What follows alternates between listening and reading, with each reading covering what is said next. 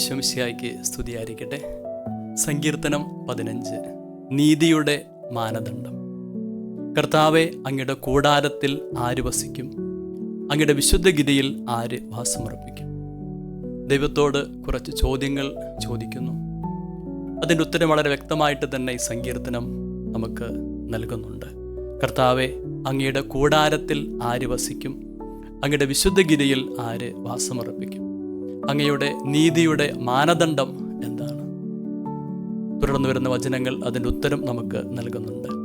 നിഷ്കളങ്കനായി ജീവിക്കുക, നീതി മാത്രം പ്രവർത്തിക്കുക, ഹൃദയം തുറന്ന് സത്യം പറയുക, പരദൂഷണം പറയാതിരിക്കുക, സ്നേഹിതനെ ദ്രോഹിക്കാതിരിക്കുക, അയൽക്കാരനെതിരെ അപവാദം പരത്താതിരിക്കുക, ദുഷ്ടനെ പരിഹാസ്യനായി കരുതുക, എന്നാൽ ദൈവഭക്തനോട് ആദരം കാണിക്കുക.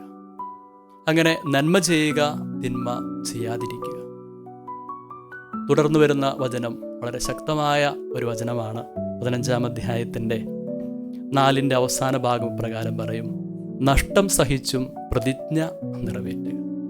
നീ കൊടുത്ത വാക്ക് അത് നിറവേറ്റേണ്ടതാണ്. ദൈവത്തിൻ്റെ വചനം അത് എല്ലായ്പ്പോഴും നിറവേറ്റപ്പെടേണ്ടതാണ്. അതിനാൽ വാക്ക് കൊടുത്താൽ അത് നിറവേറ്റിയിരിക്കണം എന്ന് വചനം നമ്മെ ഓർമ്മിപ്പിക്കുകയാണ്. വാക്ക് അല്ലെങ്കിൽ വചനം തീർച്ചയായിട്ടും അത് ദൈവത്തിൽ നിന്നാണ് വരുന്നത്.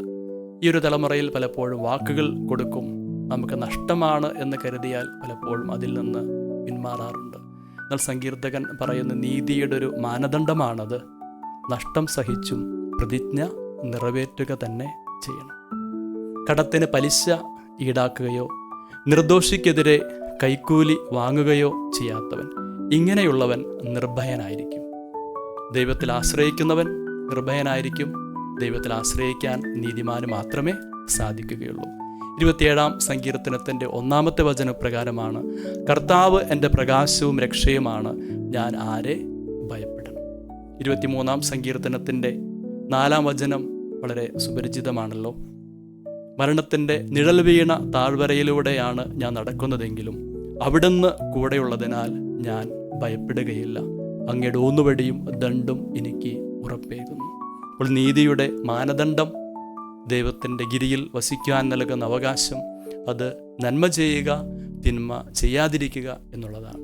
അതുകൊണ്ട് നന്മ ചെയ്തുകൊണ്ടും തിന്മ ചെയ്യാതിരുന്നതുകൊണ്ടും നമുക്ക് ദൈവത്തോട് കൂടെ ആയിരിക്കുവാനായിട്ട് പരിശ്രമിക്കാം. നമുക്കെല്ലാവർക്കും ദൈവത്തിൻ്റെ ഗിരിയിൽ ദൈവത്തെ കാണുവാനുള്ള അവസരമുണ്ടാകട്ടെ എന്ന് ആശംസിക്കുകയും പ്രാർത്ഥിക്കുകയും ചെയ്യുന്നു. നമ്മുടെ കർത്താവ് ഈശോ മിശിഹായുടെ കൃപയും പിതാവായ ദൈവത്തിൻ്റെ സ്നേഹവും പരിശുദ്ധാത്മാവിൻ്റെ സഹവാസവും എല്ലാവരോടും കൂടെ ഉണ്ടായിരിക്കട്ടെ.